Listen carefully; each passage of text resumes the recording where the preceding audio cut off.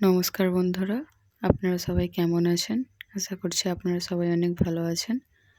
এখন আপনারা দেখছেন ভুতুড়ে ডায়েরি 01, সাথে আছি আমি সালমা।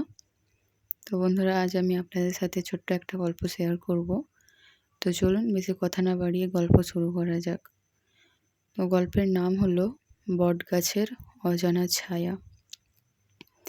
পশ্চিমবঙ্গের এক ছোট্ট গ্রাম, নাম তার মধুবন। গ্রামের মাঝখানে ছিল একটা বিশাল পুরনো বটগাছ। গাছটা এত বড় ছিল যে দিনের বেলাতেও তার নিচে দাঁড়ালে অন্ধকার মনে হতো।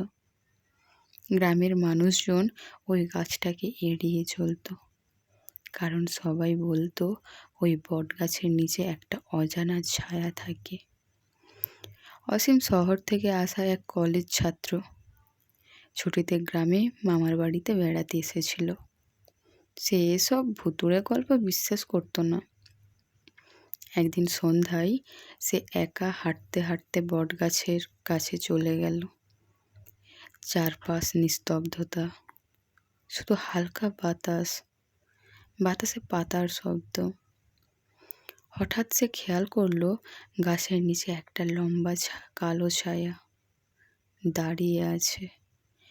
অসীম ভেবেছিল এটাই হয়তো তার নিজের ছায়া, কিন্তু সমস্যা হলো ছায়াটা নড়ছে, অথচ অসীম একদম স্থির হয়ে দাঁড়িয়ে আছে।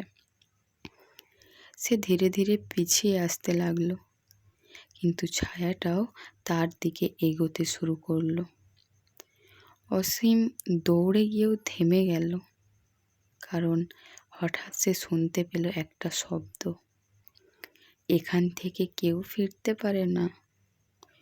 ভয়ে কাঁপতে কাঁপতে অসীম চোখ বন্ধ করে ফেলল।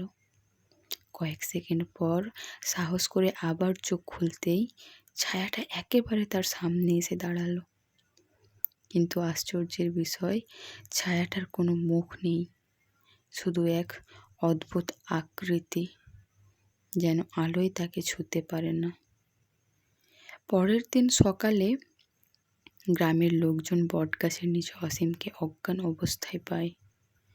সে বেঁচে ছিল, কিন্তু তার চোখে এক অদ্ভুত ভয়। সে শুধু একটাই কথা বলছিল, ওটা মানুষ নয়, ওটা ছায়া, ওটা আমার ছায়া নয়। আর গ্রামের মানুষ এখনো বলে, রাতে ওই বটগাছের নিচে দাঁড়ালে তোমার নিজের ছায়াটাও তোমাকে ছেড়ে চলে যেতে পারে। তো বন্ধুরা, গল্পটা এতটাই। কেমন লাগলো অবশ্যই জানাবেন। আশা করছি ভালো লেগেছে। ভালো লাগলে অবশ্যই লাইক, কমেন্ট, শেয়ার করবেন এবং ফলো করে পাশে থাকবেন। তো বন্ধুরা, গল্পটা এতটাই। কাল আবার দেখা হচ্ছে নেক্সট কোনো একটা ভিডিওতে।